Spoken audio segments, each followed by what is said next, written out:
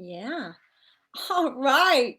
Well, I want to welcome you to Igniting Souls Global Stream today.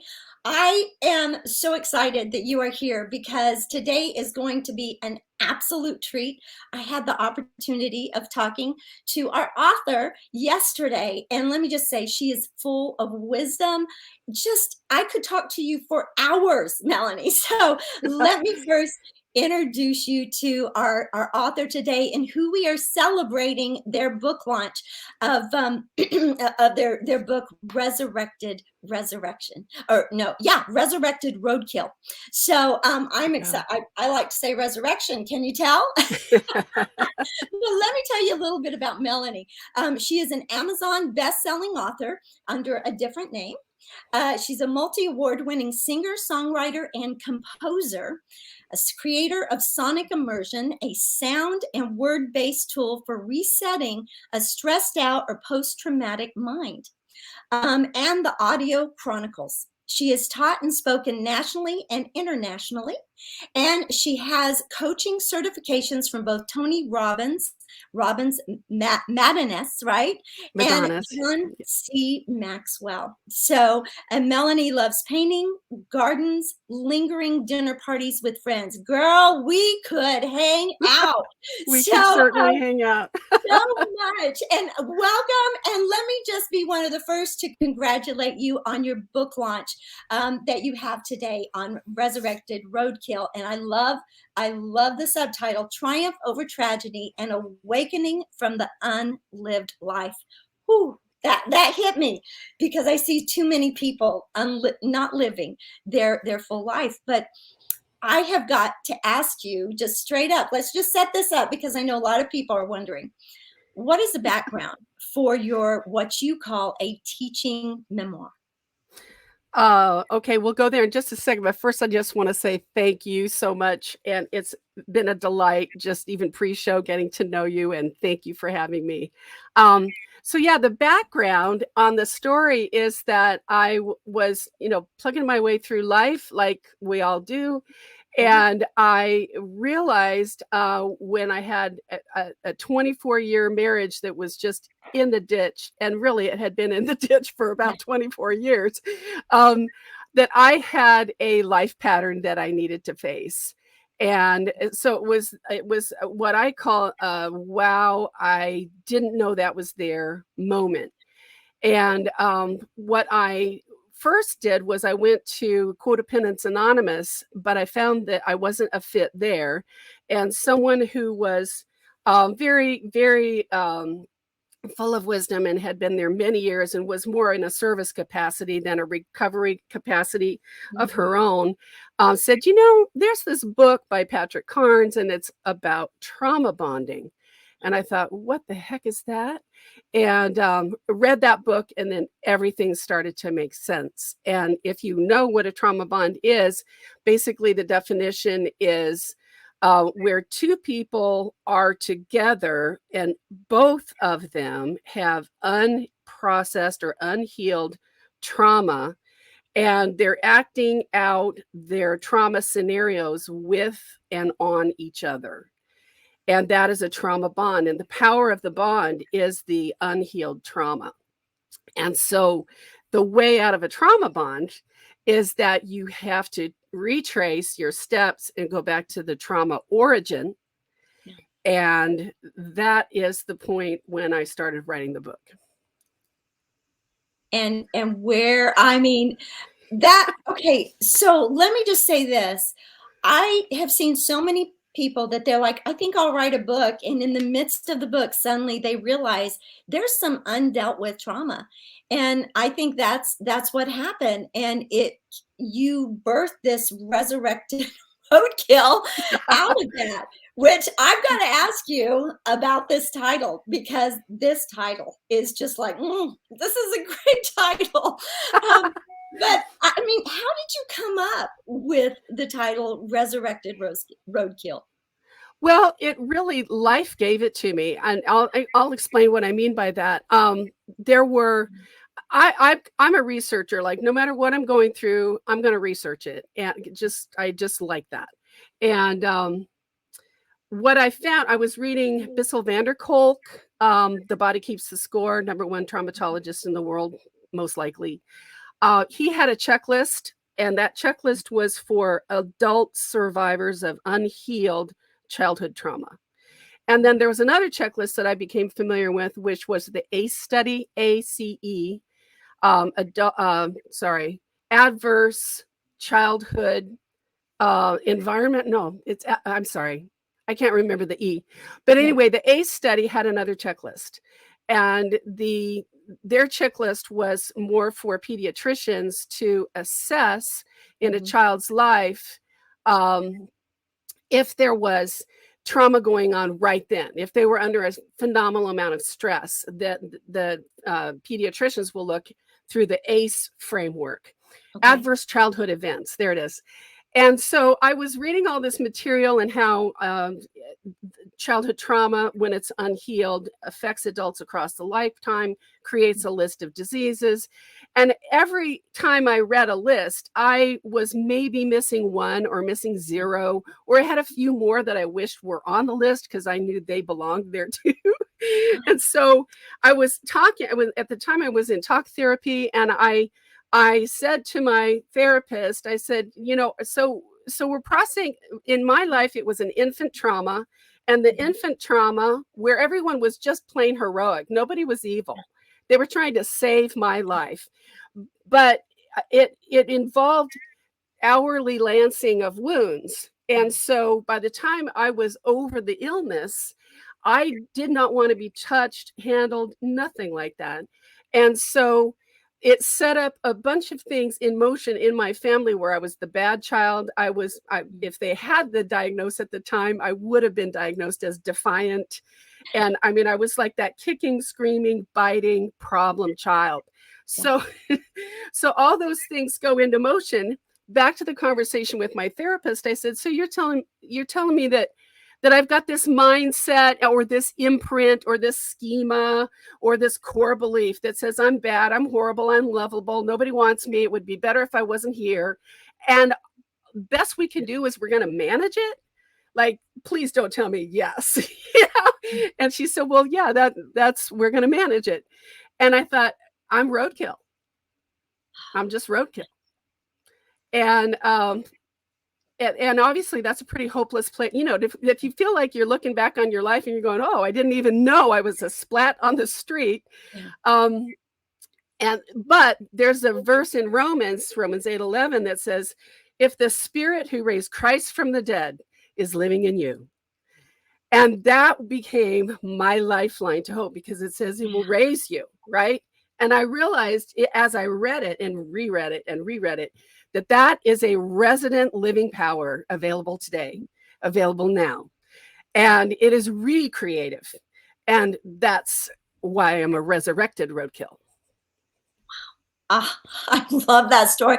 Your story is it's impactful, because how many people don't recognize that and they've been told, just like you were told, look, you're going to have to live with this the rest of your life. And there is a lifeline. There is a lifeline to resurrected power that we've been given. And that comes obviously through salvation. But I just, I want people who are watching to recognize that you're not hopeless. There is hope. And this book, as you know, your memoir, it's the fact that you recognize that it was a childhood trauma that was leading to all this bad child. How many of us are children that we're thinking they're just a bad child? There was a trauma that we need to look at, and they need healing there. And so I think this is something, it's on the cusp of what people are starting to awaken to, that maybe we're not bad. We have some traumas that are undealt with. So your book, I mean, I love the fact that you went there, and the fact that you say we are creative. What was the word you say? You said creative life that's been unlived. So we're created in the image of God. So he's a creator. So we can create a new pathway. Isn't that true? Absolutely, we can. There's so much reason for hope. And for me, the unlived life, and let's just go there for a second. For me, the unlived life is it in the book, I mean, there is just a constellation, like a massive system of little micro decisions or micro impressions. And the global impact was just, I'm supposed to be dead. I'm not supposed to be here. Nobody wants to hear me. That's the global impact, but they had to be unraveled one lie at a time. And so in terms of having hope, there's all kinds of reason for hope. But I'm reminded right now, when Jesus said the truth will set you free, that's where the hope lies, is facing the business of dealing with what's in you. Yeah. Oh, that is so good. I'm excited to read your book. It just has so much. But you talk about you tried many things. So you tried many things when you were told there was no hope. You're looking at, okay, I'm roadkill. But what tools? I mean, what can you say to individuals watching right now? What tools helped you the most? Okay, all right. And you know what? This first one, I really want to explain well, because there's a lot of misunderstanding around it. It's called the Christian imagination, but let's define that. The secular world says that imagination is a human capacity for making things up. And we tend to say, isn't it great that it's so strong in childhood? And what a shame it goes away as we get older. That's kind of the modern or mainstream thinking on imagination. But the Christian imagination is completely different. It says that God gave every human being an imaging capacity, a capacity for processing things that are right in front of us for what they are, but also at the same time symbolically. And that means our imagination is a two-way, it's a gateway for two-way communication between our souls and God. So what you'll have when somebody is indoctrinated into the secular understanding is they will hear something from God, and then they will talk themselves right out of it. They'll say, oh, I made that up, because that's what they're trained to believe their imagination has done. Their brain made that up. And they talk themselves right out of intimacy with God. So yeah, there's believe me, we could talk a long time about this. And it's not my idea. I got exposed to it through the work of Leanne Payne, who got really into it from C.S. Lewis. And of course, C.S. Lewis had this massive heritage of Samuel Taylor Coleridge and all his knowledge of literature and Shakespeare. And there are a lot of people who informed Lewis and Tolkien and all of the Inklings that the imagination is a two-way gateway for communication with God from beyond. And Leanne Payne is the one, I believe anyway, who said, well, why couldn't we use that as a recovery tool then? And so that was my primary tool, if you want to say that. I also relied very heavily on something called, in the world it's called parts therapy, but to me it's just Bible. And I'll explain what that is. I learned it from Tony Robbins a certain way, but quickly into the lessons, I discovered, well, this is what I do in my Bible time, because it says in the Psalms, God desires truth in the inmost parts, or in the innermost being.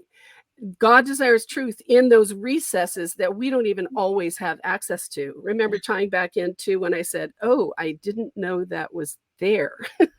So God wants truth in those places that we don't even know about. And so I used parts therapy the way that I was inspired to, and it's very much Holy Spirit led.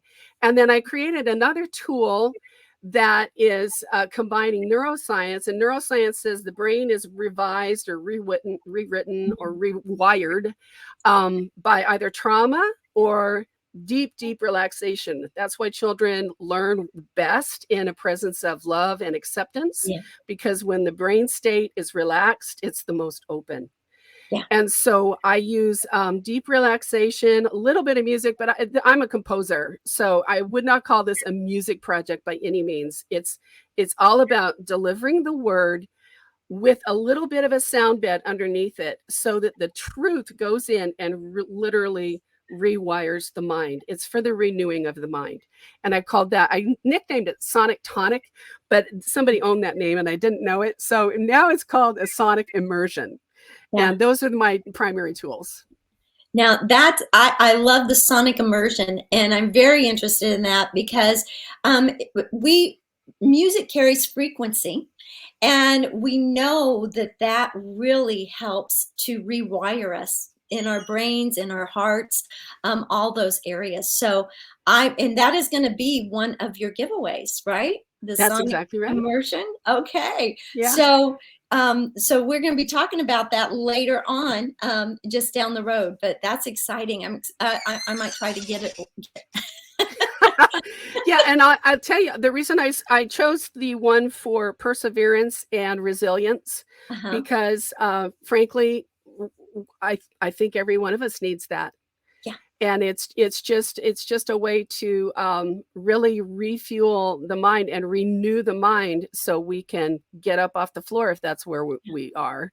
Yeah.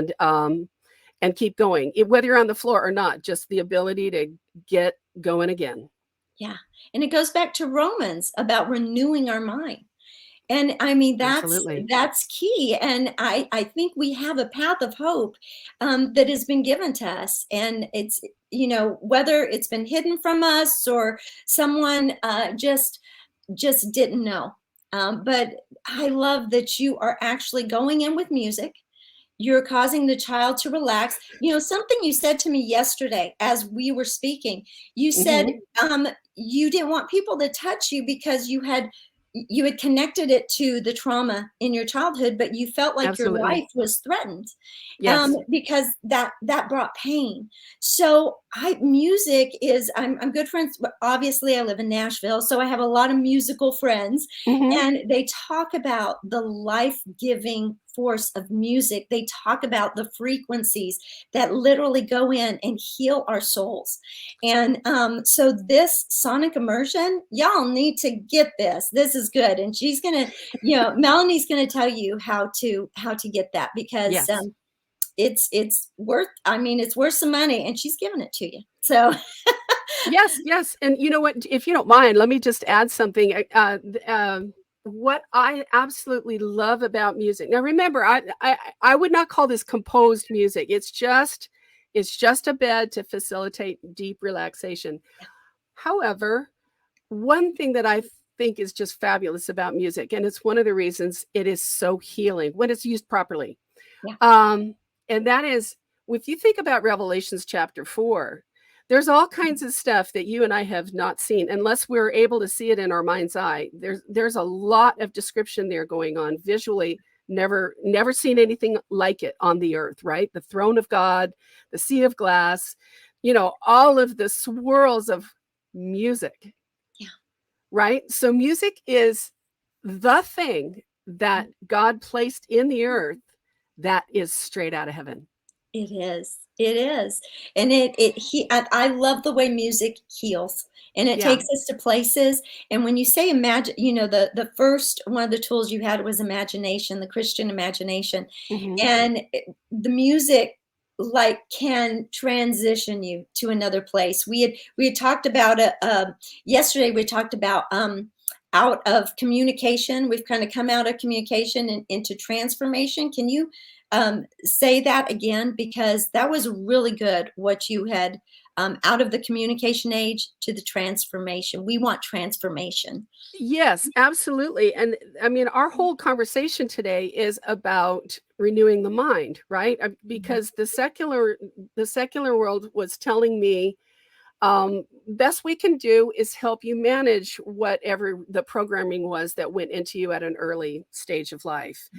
And the New Testament says something completely different. It's like your mind can be renewed, should be renewed, can be renewed daily, actually moment by moment by moment, it can be renewed, right?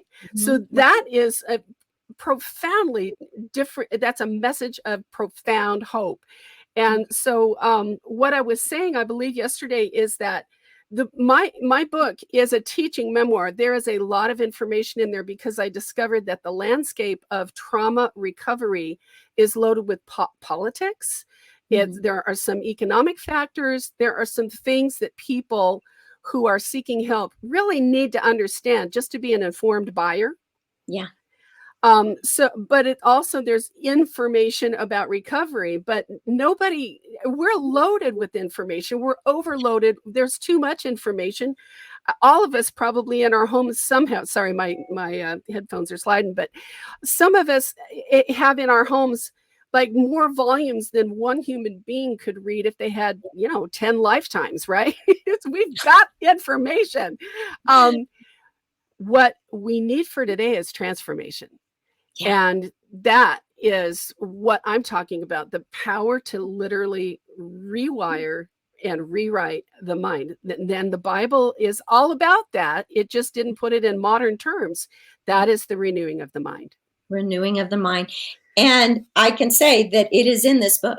It's teaching. Your teaching memoir is teaching transformation, not just another information overload. It is transformation. Yes. So Yes. I want to know, and I know a lot of our viewers are wanting to know a little bit about you. Besides being an author, what are, you are loaded with wisdom. And that's something I walked Oh, away with thank you. after speaking to you. So what are some of your other areas of expertise? Because you have a lot to offer this world. Well, thank you. Yeah, I didn't get on the planet yesterday, and that's part of why I have done a lot of things.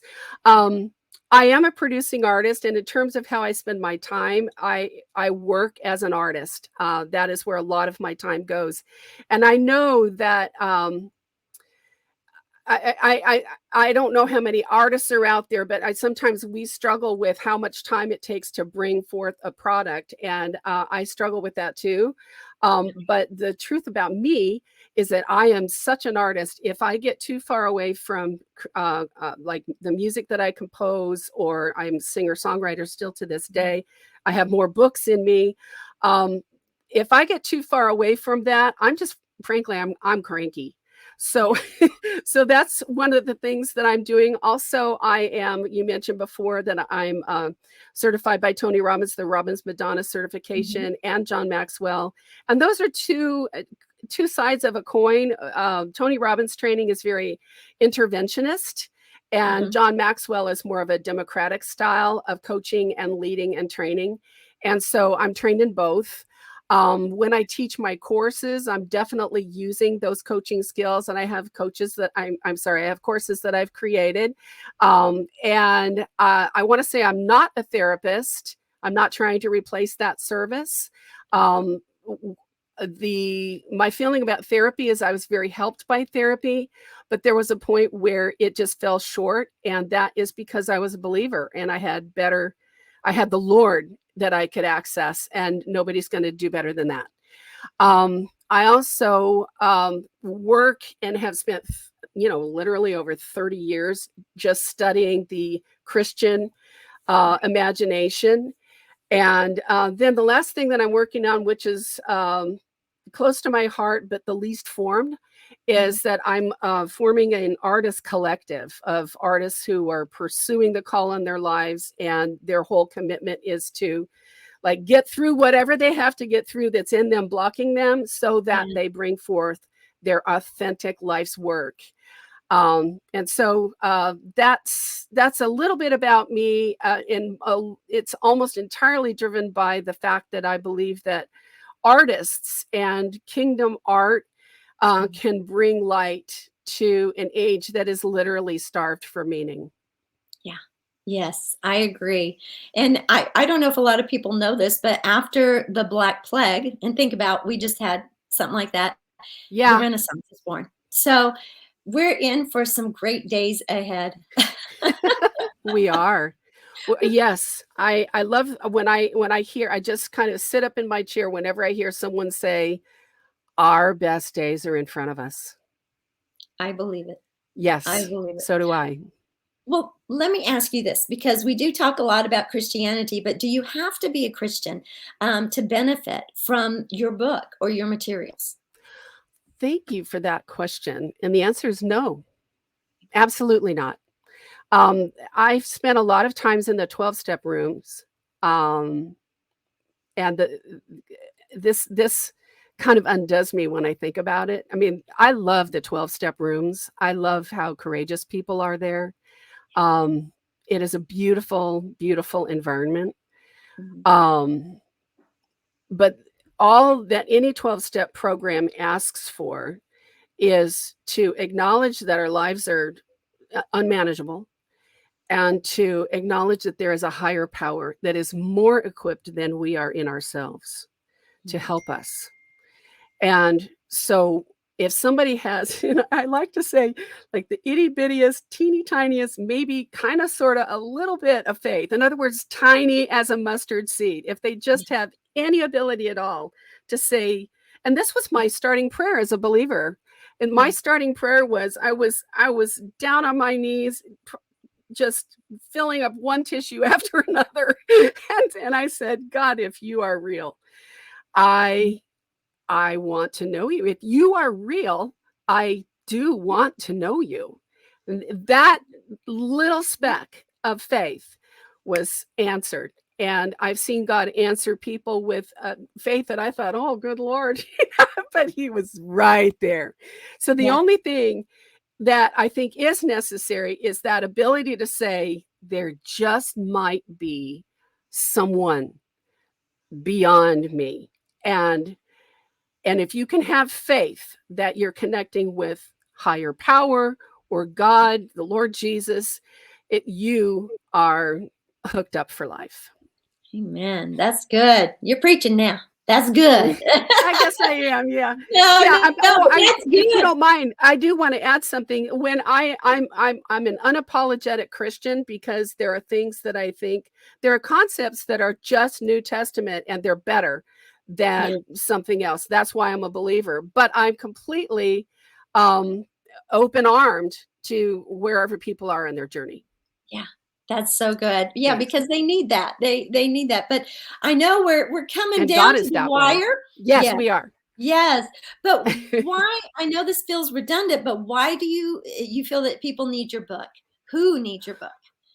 Oh, okay. So I finished the book. That was a hard thing. I used my perseverance sonic immersion for it. I wrote it for two kinds of people primarily. One is trauma sufferers who have not found recovery.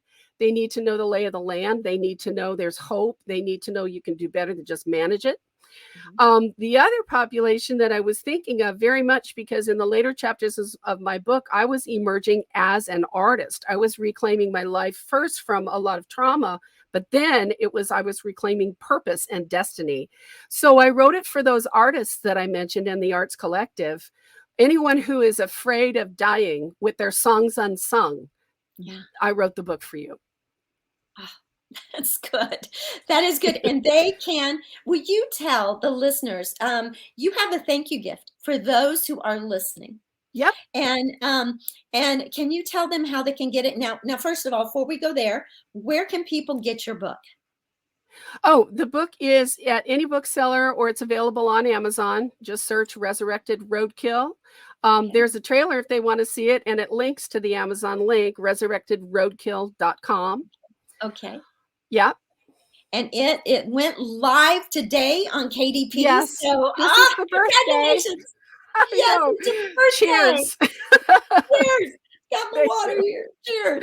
That is awesome. So now I want you to tell them how they can get the thank you gift that you are. Yes. Yes. Just as a thank you for coming, I really appreciate anybody and everybody who's here. I'm giving away the sonic immersion for perseverance. I just need you to write to me at info@melaniegoodwinstudios.com. info@melaniegoodwinstudios.com. And just, if you want to, say in the headline, and this will tell my team what you're asking for, I want to bring forth my life's work.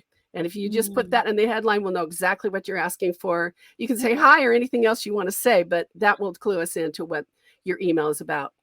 And then we'll say, oh, and by the way, it's getting mastered, so it won't happen immediately. It's not digitally ready to send right away. It's coming out in about 3 or 4 days. And this is your sonic immersion. So you all, this is the music that it helps you heal, and really does what what we're here to do, really, to help heal others, to Amen. help others. And I love what you're doing. I Thank you. cannot wait to meet you in person. And I I hope that can't wait day to meet happens. you. Thank you And so much. the biggest congratulations on your book. Thank So you. you all go out and get Resurrected Roadkill, because, and I've got to say the subtitle again, because I love the subtitle: Triumph Cool. over Tragedy and Awakening from the Unlived Life. Don't let your life go unlived. Get the healing you need and live your life that God put you on this earth to live, and be dynamic in doing it. So it has been a pleasure. You are a treat, Melanie. So Thanks so much. congratulations, and Yes. I am Thank looking you. forward to seeing how well your book does. Thanks again. Thank you. Thank you all. We'll see you next time. Bye, everybody.